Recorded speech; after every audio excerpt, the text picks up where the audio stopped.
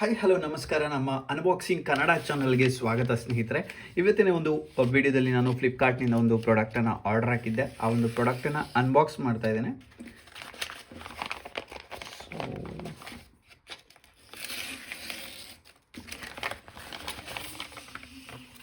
ನೋಡ್ಬೋದು, ಪೋರ್ಟ್ರಾನಿಕ್ಸ್ ಕಂಪ್ನಿದು M452 ಅಂತ 7-in-1.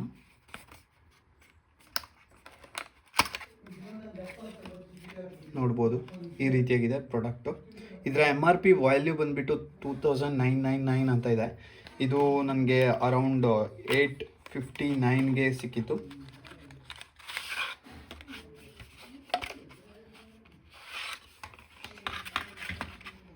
ಈ ರೀತಿಯಾಗಿರುವಂಥದ್ದು.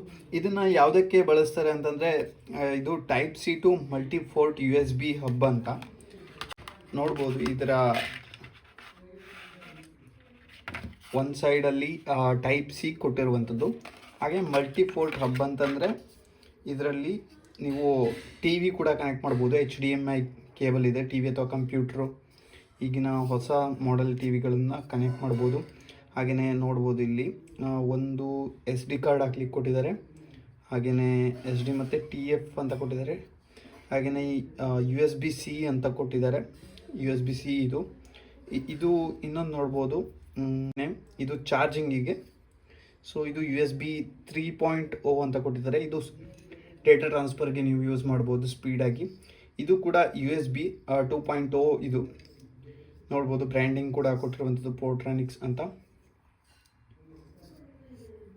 ಸೊ ಇಲ್ಲಿ ಬ್ಯಾಚ್ ನಂಬರನ್ನು ಕೂಡ ಕೊಟ್ಟಿದ್ದಾರೆ. ಬಿಲ್ಡ್ ಚೆನ್ನಾಗೇ ಇದೆ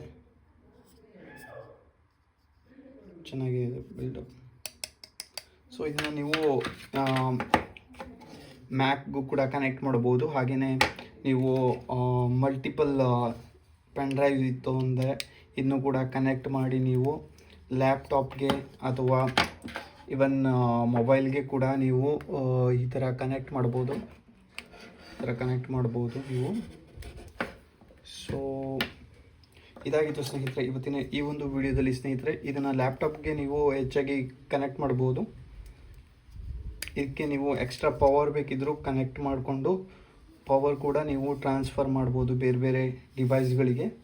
ಸೊ ಒಂದು ಉತ್ತಮವಾದಂತಹ ಡಿವೈಸ್ ಅಂತಲೇ ಹೇಳ್ಬೋದು. ಈ ವಿಡಿಯೋ ಇಷ್ಟ ಆಗಿದ್ದರೆ ಲೈಕ್ ಮಾಡಿ, ಇಷ್ಟ ಆಗದೇ ಇದ್ದರೆ ಡಿಸ್ಲೈಕ್ ಮಾಡಿ. ತಪ್ಪದೆ ನಮ್ಮ ಕನ್ನಡ ಚಾನಲನ್ನು ಸಬ್ಸ್ಕ್ರೈಬ್ ಮಾಡ್ಕೊಳ್ಳಿ.